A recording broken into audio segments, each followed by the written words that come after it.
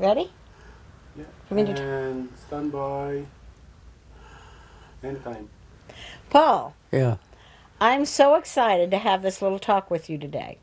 that's nice. That's nice. I just want to tell you that at 100-year-old, you're quite an amazing man. And I want to know more about the little boy and how you came to be. I know a lot, but I'd like you to tell me the story about how your dad got to Buffalo. I think that's the beginning of you, sort of. That was before I began. I know, but that's the beginning of you was him coming to Buffalo and he Yeah. started a business. So tell me that real quick. Well, he was brought up in a farm community of Cattaraugus, New York, Uh-huh. and he he got up very early every morning to put the milk on the milk train to Buffalo. Oh, okay. But then he decided he should move to Buffalo, and his mother packed a suitcase full of her homemade preserves for him to take with him, so he wouldn't go hungry until he found something to make a salary on. Mm-hmm. So when he got on the streetcar in Buffalo and set the suitcase of preserves down, when he set it down, he didn't set it down gently enough, and one of the jars broke and run all over the trolley and was very embarrassing to him. Oh. Well, before he moved, I remember that.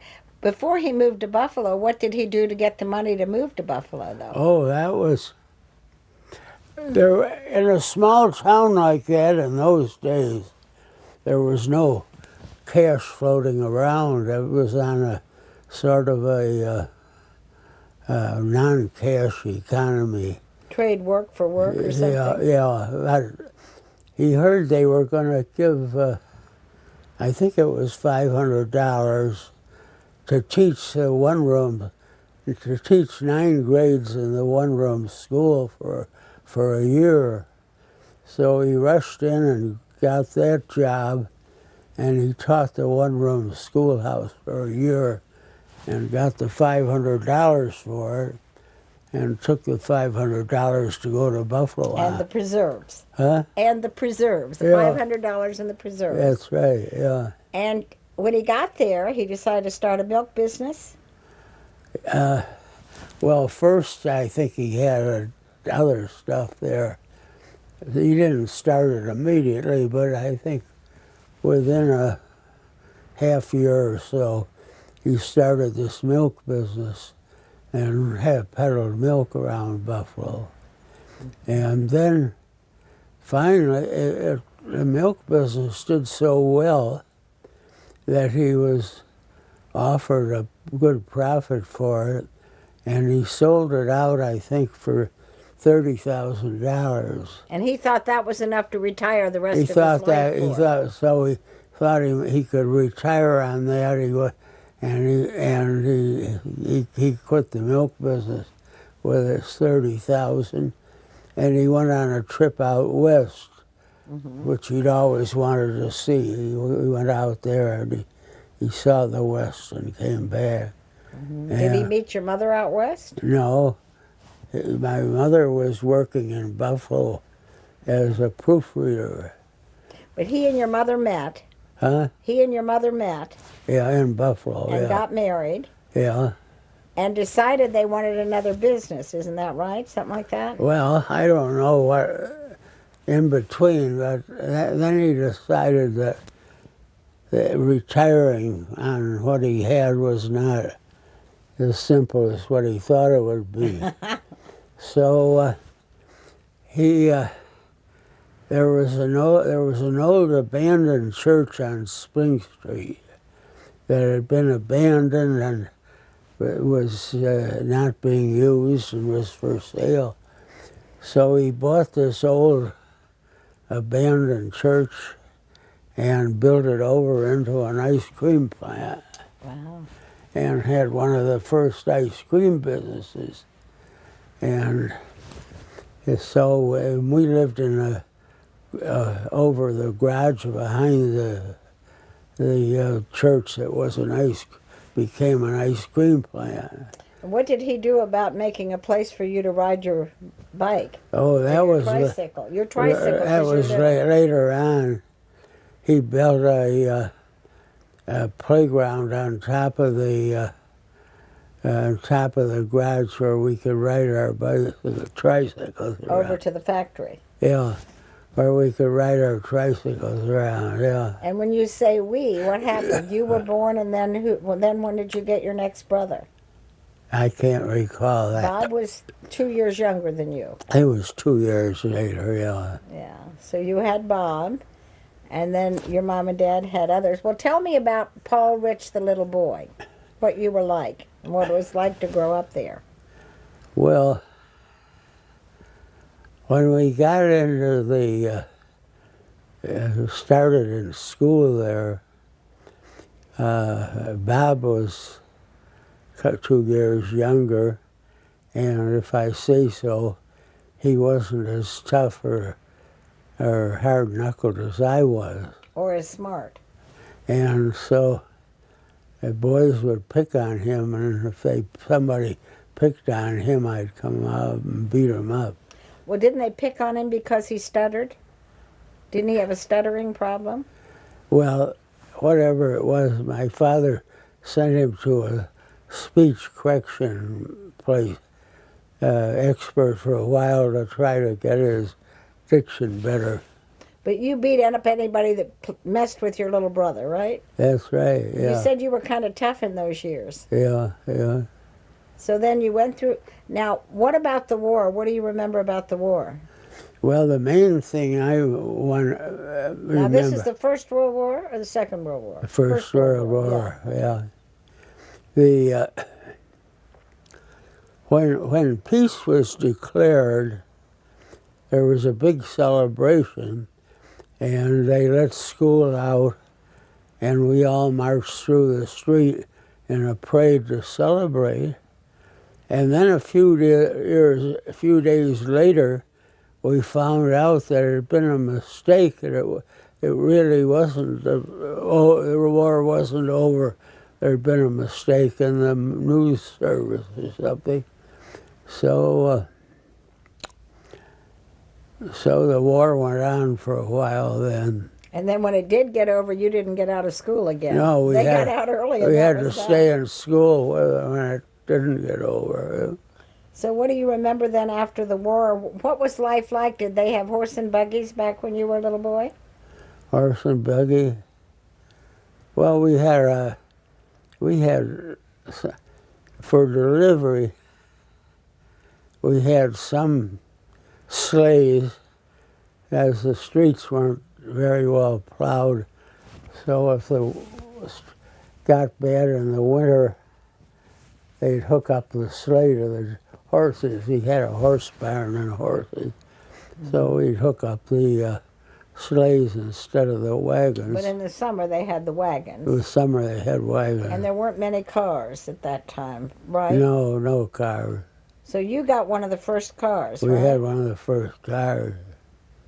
How did that feel when you got that car? Yeah. Well, the cars then didn't have glass panels in their doors or anything like now. The cars you had then usually were open cars, but you had a isinglass curtain that you could get out of the rear trunk and bolt them up if the weather got too bad. I see. And There's a story I would like you to tell me. yeah, The first trip your mom and dad took you on when you went to visit your grandpa. That was a really nice story. You remember that? yeah. He lived in Redlands, California, Yeah. and we had I don't know just what year it was, but he had been one of the pioneers of the Western railroads, and he was retired. And I think I was about 6 years old at the time. And he would tell me all these stories of all the problems he had with the early days of the railroads. And he told me one story in particular that I never forgot. He said he was at the railroad office at night, and he got a message that a bunch of highwaymen were hiding behind the intermediate water tank and were preparing to rob the train when it stopped for water. I think you're just a little mixed up. Here's what you told me before. Yeah. You said he had a dream that was going to happen, and he went up and... I think you're right. Yeah, you tell it that way now, I because that is the way. think it was, he said he dreamt that. Yeah, you're right. And then he went up and radioed them to Yeah. So they didn't stop. They went through at high speed, and there was a bunch of armed desperados hiding behind. Right. So your grandpa was pretty psychic to get up and go up and tell them to go right through, and he saved the money, right? And he was pretty proud of that. That's right, yeah. Yeah. And he lived to be about 100 too, didn't he? Yes, he did. So you must be a lot like your grandpa. Well, you know, it's funny, his first wife, I think, died when she was about 20 years old or so, very young. But then he married again, and the second time, he got a wife that lived as long as he did. Really? So you had a grandpa and a grandma? Yeah. Is that and that they were your mother's parents then? That would be your mother's parents? That's right. Huh. That's But they got a divorce. Huh? Didn't they get a divorce? Divorce? I don't. They didn't live together, but I don't know whether they were officially divorced. But she lived with you and your family, didn't she? His wife? You know, after they separated their marriage, she lived on the third floor of our house on Humboldt Parkway. Okay, I think I'm getting you a little confused. Yeah. But what did you like most about growing up at that time? Well, how about your ball games you used to play and stuff like that? Well, that was one reason Dad bought that particular house. It was about where the parkway ran out of the park and into the city streets. It was right on the corner, so if you lived in the house on the corner of the Delaware Park, which was the biggest park in Buffalo, you could use a corner of the park for your football and baseball games and anything else you wanted to do there. But what about the boy? Now that's your next move, by the way. You've left the factory, and What about the young man who lit the lights? You know, this was pre-electricity, you know. Yeah, we used to have a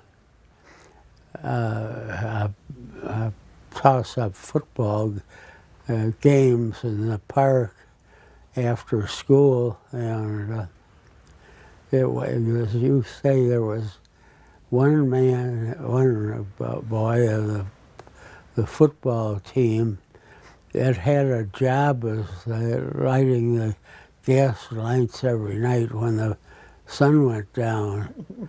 So when he had to go to light the lamps, that broke up the football game.